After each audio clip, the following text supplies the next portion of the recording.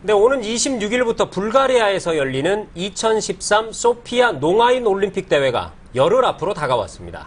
대한민국 국가대표 선수는 오늘 결단식을 열고 선전을 다짐했는데요. 네, 이번 소피아 농아인 올림픽 대회 특징, 그리고 우리 선수단의 준비 상황은 어떤지 오늘 자세히 알아보겠습니다. 자, 스튜디오에 대한농아인체육연맹의 변승일 회장님 나오셨습니다. 어서 오십시오. 안녕하세요. 자, 그리고 우리 변 회장님께서 청각장애인이시거든요. 네. 그래서 오늘 수화통역사 이미혜 님도 나와주셨습니다. 어서 오십시오. 네, 안녕하세요. 네, 오늘 잘 좀 부탁드리겠습니다. 자, 먼저 이 소피아 농아인 올림픽 대회에 대해서 짚어보기 전에요. 대한농아인체육연맹 이 기능과 역할에 대해서 좀 설명을 해주시겠습니까? 대한농아인체육연맹은 농아인의 건강증진과 건전한 여가생활 진작을 위한 생활체육의 활성화, 그리고 국제농아인 스포츠 교류 활동 등 국내 농아인의 체육 증진을 위해 설립이 되었습니다. 네. 현재 문화체육관광부 지원, 대한장애인체육회 산하의 체육단체로 운영이 되고 있으며 10개의 경기 가맹단체와 16개 시도 지부를 두고 있습니다. 주요한 기능으로는 농아인 체육활동 지원 사업과 전국 농아인 체육대회 개최, 각종 농아인 스포츠 국제 교류 등이 있습니다. 네, 그렇군요. 자, 말씀을 듣고 보니까 농아인 체육은 일반적인 장애인 체육과는 조금 다른 것처럼 느껴지는데요. 농아인 체육과 선수들이 출전하는 국내외 대회에 대해서 좀 설명을 좀 부탁드릴까요? 예, 농아인은 여러 장애 유형 중에서도 청각의 장애를 갖고 있는 사람입니다. 네. 다른 신체적 장애를 갖고 있는 장애인들처럼 보조기구라든가 보조자의 도움을 받아서 경기를 하는 것이 아니라 청각의 신호, 예를 들면 출발탄, 호각소리 등을 시각 신호로만 바꾸어주면 어떠한 스포츠도 참가하고 즐길 수가 있습니다. 그렇군요. 국내 대회에는 매년 전국 농아인 체육대회 및 종목별 생활체육대회가 있고요. 네. 주요 국제대회로는 동계 농아인 올림픽과 하계 농아인 올림픽, 그리고 아시아 태평양 농아인 경기대회가 매 4년마다 개최가 됩니다. 그리고 각종 종목별 세계 선수권 대회와 유럽, 아시아, 북미, 남미, 아프리카 등 지역별 선수권 대회가 있습니다. 그렇군요. 자, 우리 리사 앵커도 궁금한 거 한번 여쭤보시죠. 네. 일단 다들 장애인 올림픽은 많이 들어봤지만 농아인 올림픽은 조금 낯선데요. 소개 좀 해주세요.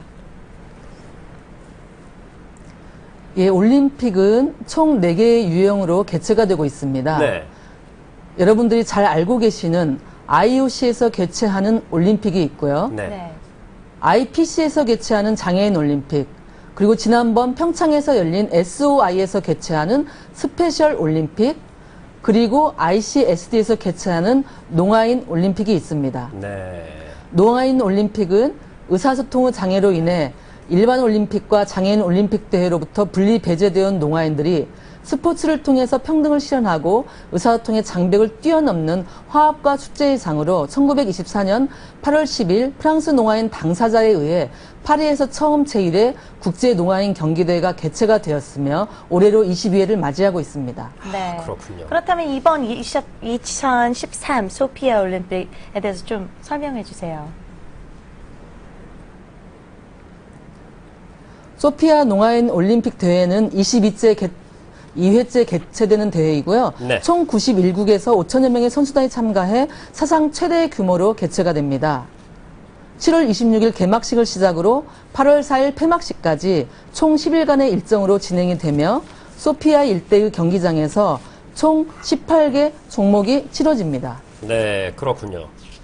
자, 이제 소피아 올림픽에 대한 설명도 들어봤고요. 그렇다면은 우리 선수들이 궁금해지거든요. 네. 오늘 이 2013 소피아 농아인 올림픽에 출전할 우리 대표 선수단이 결단식을 했다고 들었습니다. 우리 선수단에 대해서 설명 좀 해주시죠. 예, 이번 소피아 농아인 올림픽 대회에 우리 한국 대표 선수단 육상, 배드민턴, 볼링, 사이클, 축구, 유도, 사격, 수영, 탁구, 태권도 총 10개 종목에 69명의 선수를 포함해서 115명의 선수단이 출전을 하게 되었습니다. 네.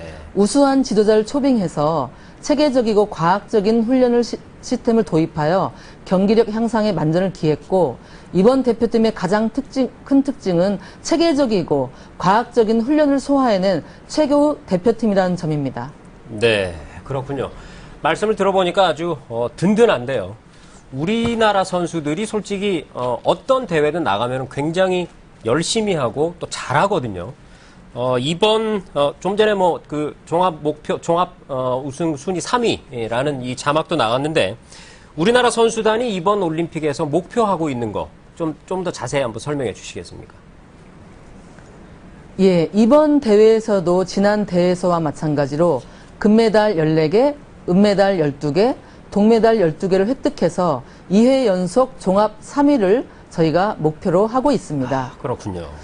다만 이제 유럽에서 개최가 되기 때문에 선수단들의 체격 조건이 상당히 우수한 서양 선수들이 대거 참가를 하기 때문에 네. 이번 대회 상당히 부담이 있긴 하지만 우리 대표 선수단들의 기량 또 노력 열정이 모인다면 종합 3위는 가능할 것이라고 생각하고 있고, 또한 농아인 스포츠를 통해서 적극적인 외교 활동을 펼치기 위한 적극적인 스포츠 외교 활동도 경기 이외로 펼칠 계획을 갖고 있습니다.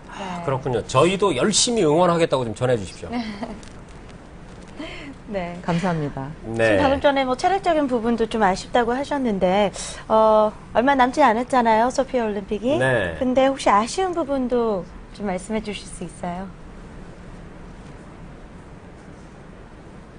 예, 저희 대한농아인 체육연맹이 설립된 후에 저희 연맹 자체적으로 처음으로 준비하는 농아인 올림픽입니다.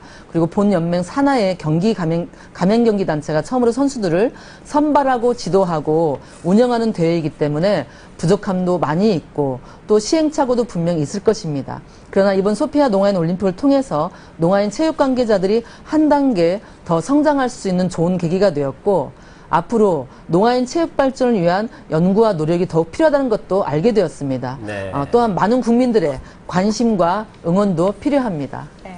그렇군요. 자, 지금 말씀을 들어보니까요. 오늘 뭐 농아인 스포츠라든지 이번 대회에 대해서 우리가 자세히 알 수 있게 됐거든요. 그런데 한편으로는 이런 생각도 듭니다. 우리나라 농아인 스포츠가 활성화됐다, 이렇게 말하기는 아직 좀 힘들겠구나, 미흡하겠구나, 이런 생각도 들거든요. 그러면 앞으로 어떤 정책적, 제도적인 지원 같은 게 좀 있으면 좋을까요?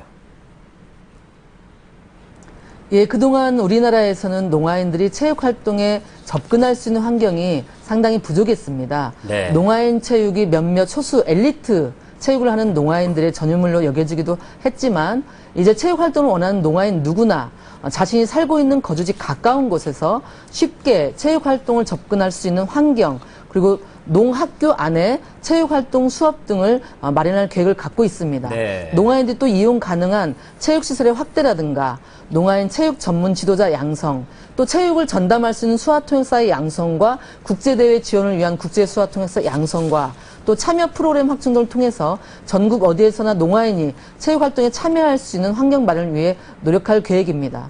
농아인 스포츠가 스포츠로 인정받기 위한 기반은 마련이 되었지만, 농아인 스포츠가 어느 정도의 궤도에 이제 올라서면 비장애인 스포츠와 또 장애인 스포츠, 농아인 스포츠가 이렇게 구분되지 않고 함께 어울릴 수 있는 어울림의 장이 마련돼야 된다고 생각을 하고, 함께 있어도 또 우리가 서로 다르다는 것을 느끼지 않는 그런 환경의 조성과 인식 개선이 가장 절실하다고 생각합니다. 네, 잘 알겠습니다. 자, 우리 통역사님, 제가 지금 드리는 말씀 좀 통역 좀 해주시겠습니까? 네. 시청자 여러분 어떠셨는지 모르겠는데요. 저는 오늘 지금까지 KTV 이 생방송 프로그램 역사상 가장 조용하지만 가장 힘차고 그리고 희망적인 그런 인터뷰를 한 것 같습니다.